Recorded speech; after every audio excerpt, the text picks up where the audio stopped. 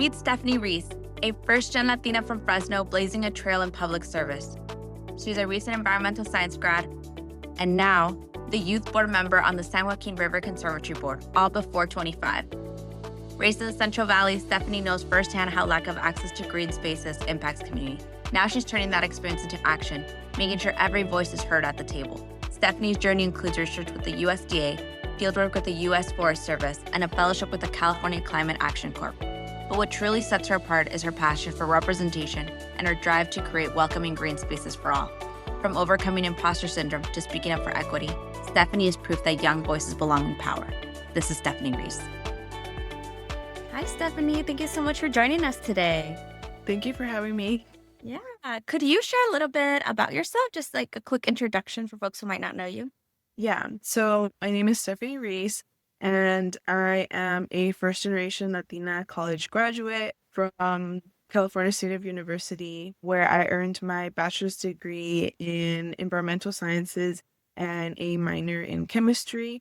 I serve as the youth board member for the San Joaquin River Conservancy Governing Board, where I work to ensure that community voices and decisions made reflect a commitment to inclusivity and equity. And growing up in the Central Valley, particularly in an underserved area of Fresno, I've seen how limited access to green spaces impacts our communities. Families often lack safe spaces to connect to nature, and many times they feel excluded from public spaces, just like the San Joaquin River. And that's kind of where my passion for conservation and environmental justice stems from, because I want to help create spaces where all communities feel welcome and can thrive in. Yes, I love that. I think that's so real. I'm also from Fresno, as you know, so it's definitely something that we see, especially in our low-income communities or communities of color. So I'm so excited that you're part of that. I think that's so special. So, Stephanie, you mentioned you graduated. Is that this year or was that last year? That was last year, May of 2024. Okay, so you're really young, which is amazing. I'd love to see that. How did you decide to get involved on a board seat, like a youth board seat in particular? Yeah. Is there something you've always wanted to do, or is this something that you learned about and you're like, this is a space that I want to be in? Okay, so to be honest, I first encountered the idea of serving on the San Joaquin River Conservancy Board through my participation in the Central Valley Latino Leadership Academy, which is a nonprofit that's dedicated to cultivating Latino leaders. And one of the program's focuses is civic advocacy. And so my friend, who was also participating in the program alongside me, was actually the one who told me about the open Q seat. But I was hesitant to pursue it because I doubted I had the skills or readiness to be a public servant. But then during one workshop session, a facilitator asked, if you don't do it, then who will? And in that moment, I realized that my background as a Latina first-generation STEM graduate with water quality research, metal restoration research experience, it wasn't just relevant, but it was exactly the perspective the board needed. I hadn't always envisioned myself as a public servant, but the Central Valley Latino Leadership Academy taught me that I had power to represent our communities in these decision-making spaces. So I'm very honored to serve as San Joaquin River Conservancy's youth representative and eager to leverage my skills and passion to advance the Conservancy's mission and amplify youth and community voices. I love that. That's so special. Could you tell us a little bit more about how you came into it? Because you mentioned at first you were a little hesitant, but how was that application process for you? How'd you hear about it? And how did you actually go about applying?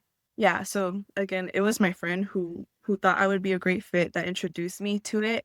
But then shortly after, the Central Valley Latino leadership team reached out and told me about it. So it kind of came back to me, the opportunity.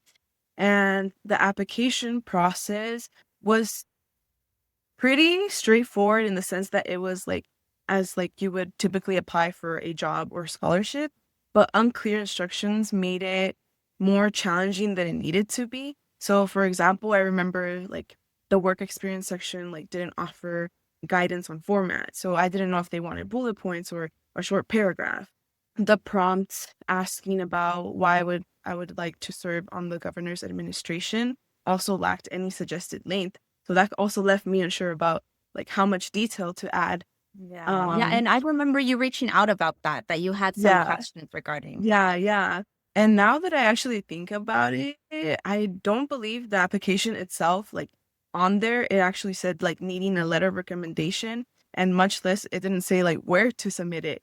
So that was something I had to ask you clarification about too. So to be honest, it was exhausting and stressful to navigate this unfamiliar system because I was constantly double checking with you that, oh, did I fill this out correctly? Or where exactly do I send this letter of recommendation, or like these other forms, can they go to this email or is it this other email?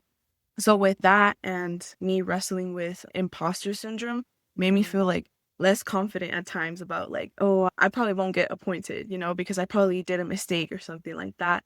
But I was very thankful to have the help from the Latina Appointment Collaborative at Hispanas Organized for Political Equality, because they provided me support and guidance.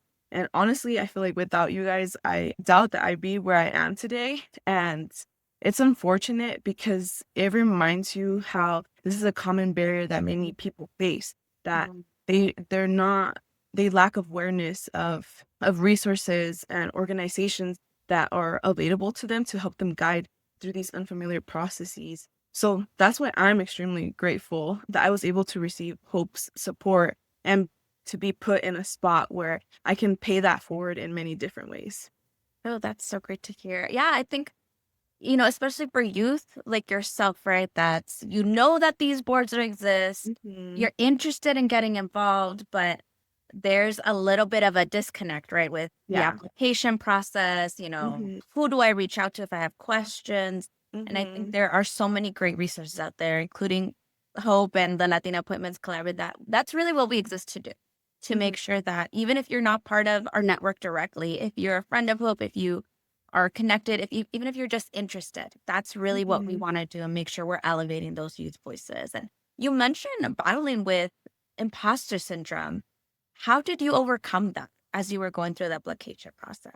To be honest, I kept reminding myself about my experience in the Central Valley Latino Leadership Academy, because I came in, I'm going to be honest, when I first applied to that program, I was like, oh, I feel like I don't really, I guess, align with their mission. I'm too timid for that. I probably won't excel in like these decision-making spaces. So when I got in the program, I was like really shocked, and to be able to be like in these like uplifting spaces was so nice because they allowed me to see that I can use my voice or my different skills, because we all have different strengths. So I feel like usually we think a leader looks a certain way and they have to be a certain way, but it was like, no, like you have these different traits and this is what makes you unique and why this makes you a unique leader. So that's kind of like what I would do often. I would remind myself of like the different things I learned while in that program, and also reminded me myself that quote, if you don't do it, who else will? Because I was like, I feel like I was essentially kind of like a good fit in the sense that I had that research experience, and then I'm a Latina. And so it's just so many different perspectives like coming together, combined, that I feel like would make me really great to like advocate for our communities on this board. Yeah, I love that. We talk about that a lot at Hope, right? When the call to service like is there, pick it up, like say yes, right? And I think Mhm. that's part of why when we built out the Latina Appointments Collaborative, that's our URL, like Latinas get involved, right? And it can look Mhm. like so many different ways. And I'm glad that you decided to join this board. You've done such an amazing job. And I think it's so special to have you there. You do bring up a fresh perspective, right? You are the youngest one in the room. So what's that like? What's it like being the youngest person in the room? Mhm. How do you, not just battle like the imposter syndrome, but also make sure you're claiming space and having folks Mhm. respect you for it? Yeah. So I was extremely nervous attending my first board meeting because I felt scared that somehow I had cheated the system and wasn't supposed to be in this space, and that the other board members would realize it as soon as they met me. But the other board members and staff were like pretty welcoming. So I guess I didn't feel as scared as I was like sitting through that meeting. But now that I'm like a couple of board meetings in, I don't feel as out of place. If anything, I think the more I'm getting into it, the more I feel excited about being like the youngest person in the room, because I've kind of started to understand that all of us board members are kind of united by the Conservancy's mission. It's just that we have like different perspective and different knowledge. So I think one way that I try to claim space and respect is by at least speaking up once during our board meetings, and also coming prepared to share like, my insights on agenda materials. Okay, so you do your homework beforehand. You do your little bit Yes, of yeah. prep. Yeah. Okay, that's really great. I think we've heard that from some of our other Latina Mhm. appointments. That, if you want to be there, that's great. But on top of that, it's so important to come ready to Yeah. speak. And I love that you have that internal. Okay, I'm gonna at least say one thing. I'm gonna speak out at Mhm. least once. I think that is so Yeah. special. How are the other board members been receptive of your opinions Mhm. and your Yeah. ideas? How are they taking them? Well, since like since my appointment, I've kind of rarely had the opportunity to kind of share my perspective, since there hasn't really been many points of discussion on our agendas. So it's kind of hard to say if overall my ideas have been received. But I can offer like a reflection on one of our most recent board meetings, where we discussed whether to eliminate or keep a community group that was created by the Conservancy to help involve community members in the Conservancy's mission. And the conversation was dominated towards dissolving the group, which made me nervous to speak up, since I was against eliminating the group. But in the end, I was like, I have to say something, right? And so I remember telling the other board members, like, and pointing to the community members like present during our meeting, and telling them like, this doesn't, like, the people in here don't reflect the true diversity of our communities. And that's because our board meetings are held in the mornings. So you have youth in class, and then you have other community members working at this time.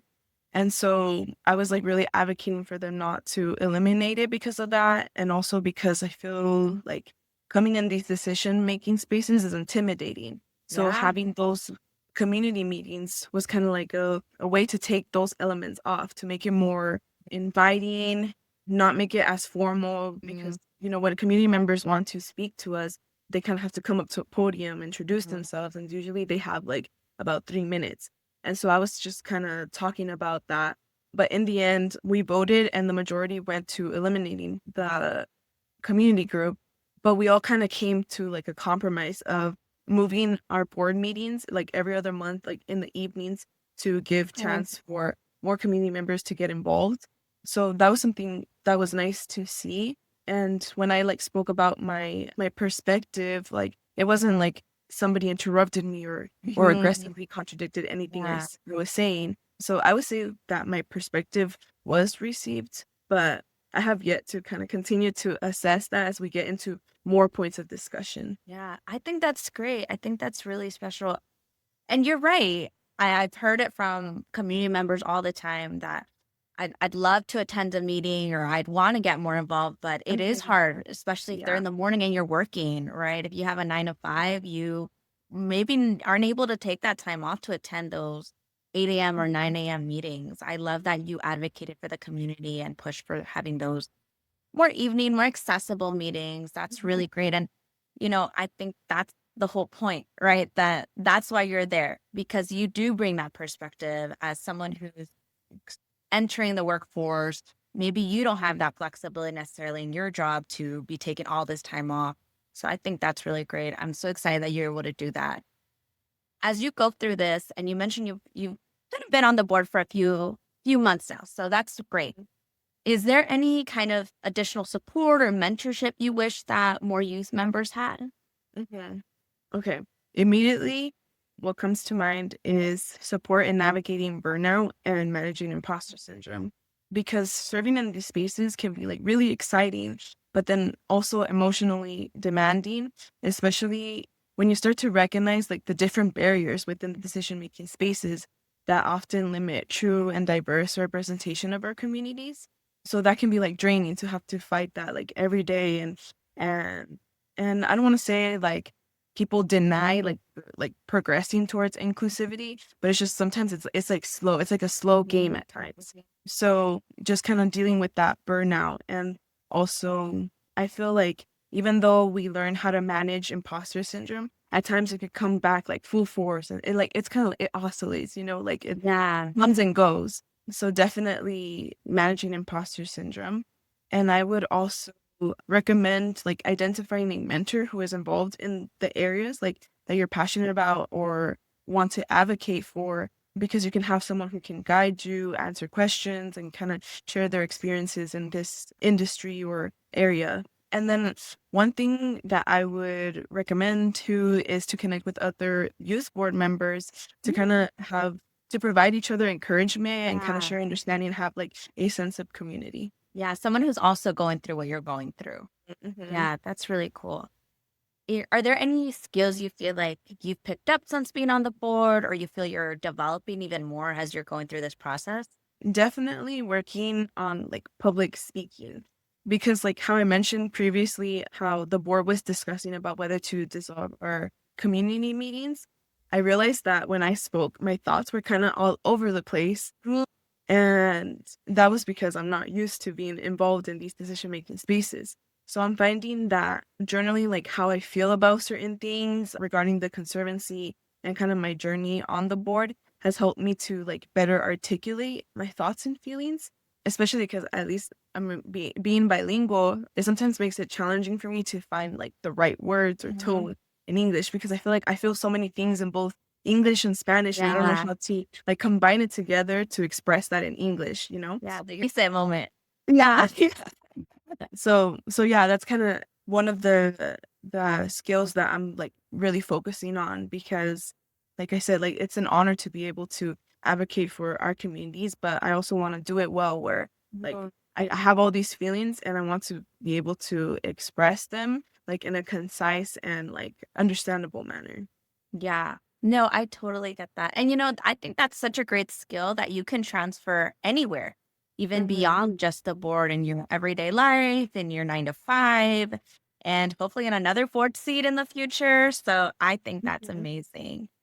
How has it been communicating with your board members? So you mentioned the public Mhm. speaking. What about even outside of the board? Mhm. Has there been any difficulties? Has it gone well? Yeah, so since I've been appointed to the board, I've kind of made it my mission to set like one-on-one meetings with my fellow board Oh, members. that's a good tip. Um, yeah, to like better understand their priorities, communication styles, and kind of learn from their experiences.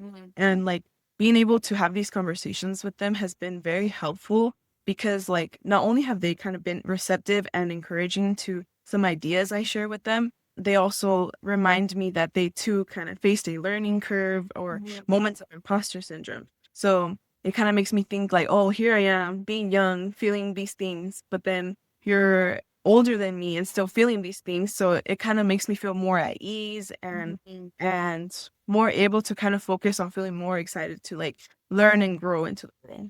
Yeah, I think it's so great. I think you said it right. Having someone who's more experienced, who's an established professional, because you have a lot of great other board members on that board, right? So I think it's great to hear that they went through something similar as you did. And I think I shared this with you, Stephanie, but I actually ran into two of your board members not too Oh, long ago, and they both mentioned that you're doing such a great job, and it's really refreshing to hear your ideas, right? Because you do bring a special perspective, and you do remind them that other folks have different lived experiences, but they're just as valuable and just as important to hear, especially from that Latina perspective that you bring. mm-hmm. So I think that's great. Is there anything that you would say is the most powerful part of being the youngest and youth representative on the board? Kind of like how you said that the board members, my fellow board members, spoke to you about bringing fresh perspective and definitely bringing attention to things that others may overlook. And I feel like that's definitely powerful, and it shows like how our voice matters. Yes. Stephanie, you mentioned right at the beginning that you had heard about boards, but you were a little scared. What would Mhm. you say to other students or young people who are thinking about serving, but maybe feel like they're too young or too inexperienced? Yeah. Well, first, I would tell them that there is no such thing as being too young to make a difference. I love that. I feel like, especially reflecting on my journey towards the board, like it's easy for us to feel that we need more experience or that our voice doesn't really carry the same weight, which is not true. I would also tell them that their perspectives are valuable in decision-making spaces and that they don't always have to have all the answers. What matters is that they have that willingness to listen and learn and grow. Um, and if that still doesn't convince them, I would highly recommend like getting involved in spaces, in decision making spaces where youth voices are present because this allows you to see like kind of like that youth empowerment and how important their voices are on like this in decision making spaces. Um, so yeah, so I would just tell them that they belong in these spaces and that even I'm still like adjusting to being on the Mhm. board, but because I've decided to pursue the opportunity, it makes me feel less scared about getting more involved like in other boards or public servant spaces. Yeah, that's great. What would you encourage them? Like, if there's one thing you would encourage them to do right now, what would it be? Definitely get involved with organizations that align with the things that you care about or want to advocate for. So, for example, whether that's like environmental justice, immigration rights, like things like that. And I would also recommend them to get involved in spaces like the Central Valley Latino Leadership Academy, the Youth Leadership Institute, Hispanas Organized for Political Equality, because it's empowering to be in these spaces and it allows you to see that leaders look differently and I love that. that our voices matter and that we need more of us at the table to help share the future of our communities. And sometimes it's just taking like jumping over the cliff even though you're terrified. But yeah, it's just taking that step to be honest. And I feel like after taking that step, you start to feel more comfortable being in these spaces. And I feel like that's very great to see, especially since there's been like a lack of representation of like of our voices, of our community's voices. Yeah. That's really special. Stephanie, thank you so much for taking the time today to talk us through your appointment process, share some words of wisdom with us.